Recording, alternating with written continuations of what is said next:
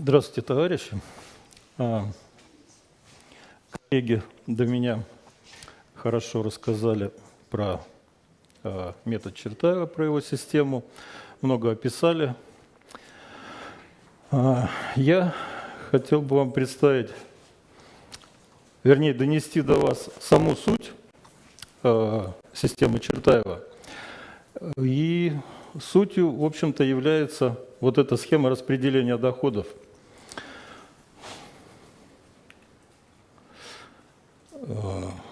Значит, хотел бы рассказать вам всю эту историю под девизом «Не важно, что ты делаешь, важно, как ты к этому относишься». Некоторые уточнения, как относиться, как смотреть на эту схему. Значит, данная схема является инструментом управленческого учета. То есть здесь мы такое ограничение делаем. Ну и, соответственно, предназначена для решения вопроса учета и контроля движения капитала, принятия управленческих решений. Также данная схема является шаблоном распределения доходов на любом предприятии. Неважно, форма собственности, вид деятельности, практически на любом предприятии можно это реализовать. Форма взаимоотношений компании и сотрудника также не имеет значения. Значение имеет их содержание. То есть, в принципе, можно не делать никакую форму юридическую. Это может быть просто коллектив, и внутри коллектива вы это реализуете. Если это юридическая какая-то форма, то, естественно, на базе уже вот этого инструмента выстраивать уже бухгалтерский, налоговый, кадровый учет и трудовые отношения в коллективе. Кому интересна эта схема на сегодняшний день? По идее, это должно быть интересно именно самим работникам компании, потому что они получают наибольший результат от ее внедрения. Но, к сожалению, пассивность и необразованность не позволяет реализоваться такому сценарию, поэтому у нас остаются одни собственники. Их несколько категорий мы здесь видим. В первую очередь это собственники, у кого дела на предприятии идут, мягко говоря, не очень хорошо, и вопрос стоит перед выбором закрыться или что-то предпринять кардинальное. Также, как один из вариантов, это может быть какое-то подразделение в компании, с которым никак не справится. То есть даже полная замена сотрудников в подразделении не дает результата. Проблема возвращается через какое-то время. Также будет интересно собственникам, которые достигли предела эффективности на своих предприятиях, и уже нужно какие-то системные решения применять, чтобы выйти дальше. Собственники-экспериментаторы, которые там им интересно пробовать что-то новое, и собственники-авантюристы, и ударившиеся в религию. Я таких не встречал, но думаю, где-то они есть. Некоторые правила работы со схемой. Нужно понимать, что базовой единицей учета является работник предприятия, производящий конечный продукт. Это принципиальный момент, и его нужно соблюдать. Добровольность. Все, кто участвует в этих мероприятиях, должны участвовать на добровольных началах. Каждый труд должен быть оплачен. Часто у нас, наша система не подразумевает там тонкостей, чтобы каждого сотрудника там отследить, отконтролировать и каждую копеечку увидеть. Но в данном случае это принципиально тоже момент, потому что труд может быть разный, может быть пользу принесет, может быть вред предприятию. Это все нужно учесть, оценить и, соответственно, товарищу выложить. Каждый сотрудник компании является собственником результатов своего труда. Именно результатов труда. То есть того продукта, что он изготовил, сделал, услуга это или товар какой-то, он является собственником. Дальше мы увидим на самой схеме. Каждый участник коллектива является собственником своей доли в общественном капитале. То есть в любом предприятии, любая коммерческая организация в своей деятельности производит какой-то капитал, и часть этого капитала на сегодняшний день остается у собственника. Сотрудник получает зарплату, доволен, недоволен, то есть он в таких зажатых условиях. В данном случае он является собственником.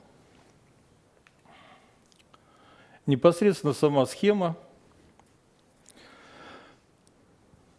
Что мы здесь видим?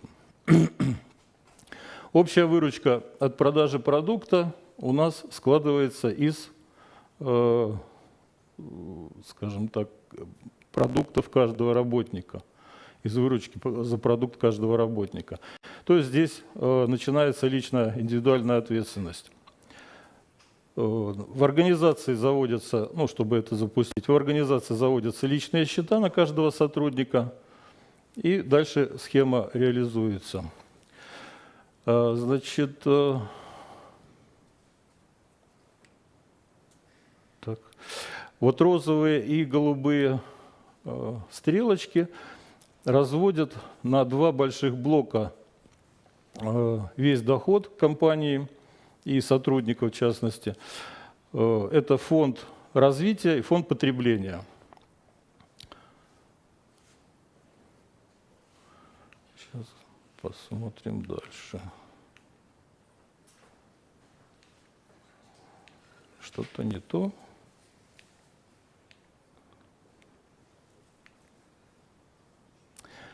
Фонд потребления. Значит, здесь сконцентрированы все расходы конкретного сотрудника. Это оплата специалистов, оплата технического персонала и личные расходы сотрудника, которые необходимы ему для производства своего продукта. Специалисты, чтобы мы понимали, это люди, которые обладают знаниями и умениями, позволяющими улучшить продукт, увеличить его количество, качество, снижать себестоимость. То есть это не люди, которые его продукт производят, а которые могут прийти и сказать, как лучше сделать, научить, показать. Технологи, может быть, там, агроном в сельском хозяйстве. Технический персонал, обслуживающий персонал, тут понятно. Тут все помощники, кто непосредственно не производит конечный продукт. То есть при производстве продуктов может быть несколько этапов в технологической цепочке, но продукт получается только в конце. Всем остальным тоже необходимо оплатить их работу. Вот здесь это тоже учитывается, в том числе и уборщица.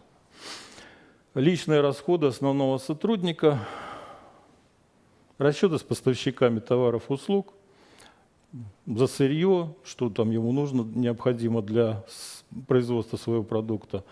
И какие-то, если офисный может быть работник, телефон, интернет, почта, банк, что-то там еще. Бумага та же самая.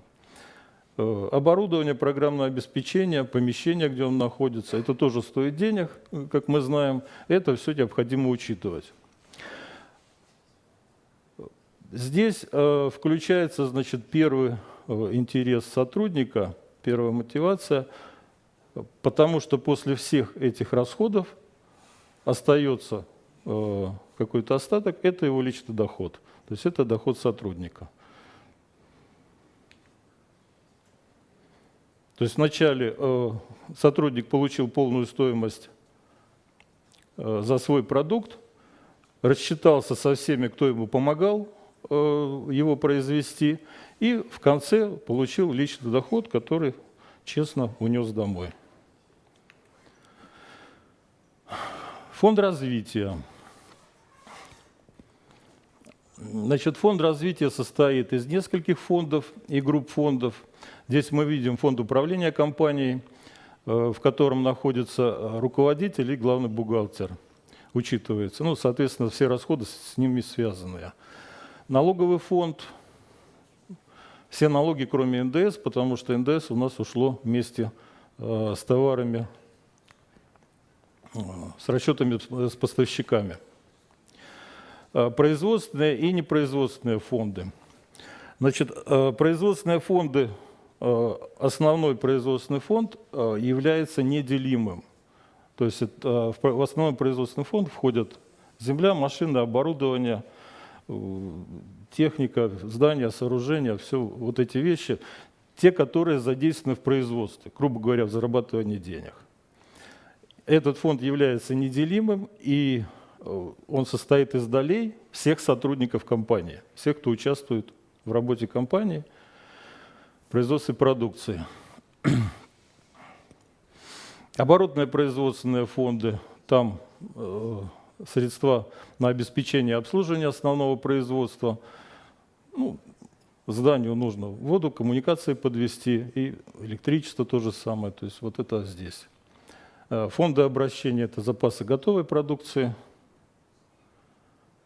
если это производственная компания. Ну, если это IT-компания, то вряд ли у нее будут запасы готовой продукции, хотя, может быть, и будут, если порыться. Резервный фонд, ну, страховой фонд, там кто что отложил в кубышку про запас. Непроизводственные фонды – это как раз социальные фонды, которые предприятие направляет, соответственно, на своих сотрудников. То есть по возможностям, по желаниям можно строить школы, садики, пенсионный фонд можно сделать. В общем, фантазия у кого какая. Александр, я прошу прощения, если возможно, сколько тебе времени еще нужно, чтобы завершить, чтобы мы не сильно выбивались? Так, эффект применения системы, ну, немного, все тут пару, наверное, страниц. Эффект применения системы понятен, по всем показателям идет рост. Мотивация, в первую очередь, растет, текучка снижается, все показатели повышаются. Снижение затрат, снижение себестоимости продукции. В общем, все это улучшается. Тут, наверное, чуть-чуть больше, извините. Значит, как внедрить систему Чертаева на своем предприятии? Есть несколько стратегий. Каждый хозяин, собственник выбирает для себя свою. Это сразу можно целиком на всем предприятии, поэтапно по подразделениям, если там большая компания, можно отдельно по подразделениям, вплоть можно начинать с одного человека, то есть по желанию и по возможностям. Для внедрения схемы на действующем предприятии, значит, очередность следующая, нужно разложить реально существующие доходы и расходы по той схеме, которую вы видели ранее, определиться со стратегией, договориться со своим коллективом, что мы будем работать вот так, то есть принцип добровольности должен соблюстись, непосредственно старт внедрения и потом уже шлифовка и доработка. Если предприятие новое собирается открывать, то все это практически можно сделать на стадии разработки бизнес-плана, все учесть, ну, кроме двух последних пунктов. Трудности и опасности. Ну, их есть несколько, вот две из них. Значит, внедрение на уровне предприятия или подразделения предприятия именно системы Чертаева не выходит за рамки любых других внедрений. То есть от своего уровня зависит, сколько сложностей возникнет здесь. С другой стороны, есть опасность использования системы, особенно в начале. Это шквальный рост денежной массы в распоряжении руководителя предприятия. То есть вот в этом месте, когда идет разделение на фонд потребления и фонд развития, фонд потребления практически остается в распоряжении сотрудника, и он отвечает за все, что там происходит. А в фонде развития мы видим, что это руководитель за это все отвечает, и у него скапливаются денежки. И это может на некоторых дурно повлиять. Выводы. При внедрении системы Чертаева каждый участник своей деятельности растет как специалист и как личность, потому что это выгодно для работника, его профессиональный рост, он поднимет уровень своего продукта, соответственно, рыночную стоимость. А как личность он включается в общий процесс, и он больше взаимодействует и становится практически предпринимателем. Ну, ему личностно придется расти в этих условиях. Применение системы Чертаева на отдельном предприятии позволяет вывести предприятие на совершенно новый прогрессивный уровень ведения бизнеса как раз за счет роста специалистов, которые работают внутри предприятия.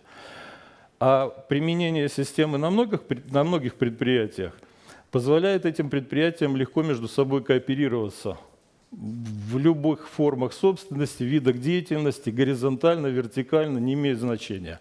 То есть эта схема позволяет, дает такие возможности. При применении системы Чертаева сохраняется окружающая среда и природные ресурсы. Люди начинают по-другому относиться к этим вещам. И внедрение с нашего уровня, то есть вот где мы сейчас находимся, на своих предприятиях, возможно только индивидуально, потому что все предприятия разные, даже если, вот кажется, одним и тем же занимаются, но все равно заходишь внутрь, кухня разная. Поэтому только индивидуально. Соответственно, цифр тут тоже никаких не может быть. Индивидуально все это раскладывается по этой схеме, расходы, доходы, тогда уже можно какие-то цифры выводить. Ну вот наш консультационный центр. Занимаемся сейчас внедрением. Есть пару заказов. Пока результаты говорить рано, пока только приступаем. На самом деле, если брать меня, значит, скажу, что у меня реализована пока часть, которая относится к фонду потребления. То есть сотрудник видит свои расходы, грубо говоря, он сам себе начисляет зарплату. По методу Чертаева зарплаты у сотрудника нету, грубо говоря, так получается. То есть он видит сразу доход от своей работы, расход, кому он чего заплатил, и свой остаток. То есть он все это прозрачно.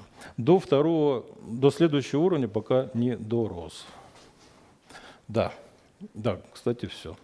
Все, спасибо. Аплодисменты Александру. И мы очень сильно вышли за тайминг, поэтому, Миша, извини, у тебя вопросов не будет, ты их много задал. Тут есть желающие задать какой-то очень каверзный вопрос. Да, спасибо большое за доклад. Я хотел, на самом деле, этот вопрос предыдущему докладчику задать. Это, в общем, про схему Чертаева. А вот давайте представим себе будущее, которое, наверное, произойдет через 5 лет, что условно в этом будущем будет вполне реален искусственный интеллект в том или иной степени, будет реально огромная автоматизация труда. Допустим, до такой степени, что люди будут заниматься в основном только работой с другими людьми, да, например, психологи, менеджеры, и вся другая работа непосредственно связана с другими людьми, да, например, врачи, и творчеством. И давайте просто представим, я не утверждаю, что это будет так, но вполне вероятно, что это будет так, что вся работа, связанная, выполняемая людьми для непосредственно производства чего-то, она будет автоматизирована. Вот как-то схема Чертаева может быть распространена на вот это будущее? Если там будут деньги, то да. Ее можно в семье у себя применить. Точно так же разложить расходы и то же самое сделать. Последний комментарий. Просто кажется, что работы творческие и работы по взаимодействию с людьми, они очень слабо стандартизуются. Да, стандартизуются. То есть очень, очень слабо измеряемы. Мы вроде не научились их мерить. То есть был объект человек до взаимодействия с психологом, утрированный пример, и после. Здесь же определенный момент. Должен быть человек, который производит продукт. Продукт не сам по себе, он кому-то нужен, кто-то за него должен заплатить. Этот человек за это ответственен. Есть продукт, есть человек, отсюда и пляшем. А творческий он или еще какой-то, это уже другой вопрос, и он здесь не имеет значения, в общем-то. Есть продукт. Или, Так, или не о том, полемику можно будет провести после докладов. Последний вопрос. или я не понял. Иначе мы не уйдем из зала. Так, у меня последний вопрос. Скажите, вот тот мультипликатор, допустим, цена, от которой прыгает работник, это вот как обычно, допустим, ты максимум в идеале, если будешь супер идеальный работник, получишь там 200 тысяч, и она уменьшается, допустим, ты допустил один брак, чуть медленнее поработал, и ты получил 160 условно. Но если ты, к примеру, прям поднапряжешься, будешь весь бодрый месяц, ты можешь взять 180. Или есть, допустим, средняя цена. Ты получаешь в среднем в обычном состоянии 120, ты можешь вообще плохо сработать. Или максимум ты можешь делать 500, если ты будешь идеальный, весь такой бодрый. Вот как вот эта вот цена образуется за труд? В итоге выходит продукт, за него платит потребитель. И, соответственно, хороший ты продукт выпустил, ты получишь больше, больше ты продукта хорошего выпустил, ты получишь больше. У тебя есть все равно составляющая расходов каких-то, вот специалисты, технический персонал, индивидуальные расходы. Соответственно, ты можешь на телефоне там, на десятку в месяц наговорить, можешь на 500 рублей. Да? Можешь в бумаге коробку сжечь, а можешь там 10 листочков. Как ты организуешь на своем рабочем месте. А остаточек ты унесешь домой. То есть, в принципе, ты можешь и с минусом остаться, смотря как сработаешь. Но это же не частный предприниматель, который там в чистом поле сам себе герой. А это, человек работает в коллективе. Соответственно, вот фонд развития, он эти вещи контролирует. То есть фонд развития нужно конкретную цифру отложить. Почему? Потому что есть какие-то планы. Есть там планы построить больницу, есть планы построить там, сборочный цех какой-то. Они есть. И это денежки, какие-то цифры конкретные. Если работник, грубо говоря, начинает косячить, уходить в минуса 1, 2, 3 раза, ну зачем нам такой работник? Это ему не надо и нам не надо. Так, и я вынужден прервать прения, вот, потом в кулуарах договорите. Пока следующий спикер готовится. Спасибо, Александр, давайте ему поаплодируем. Спасибо.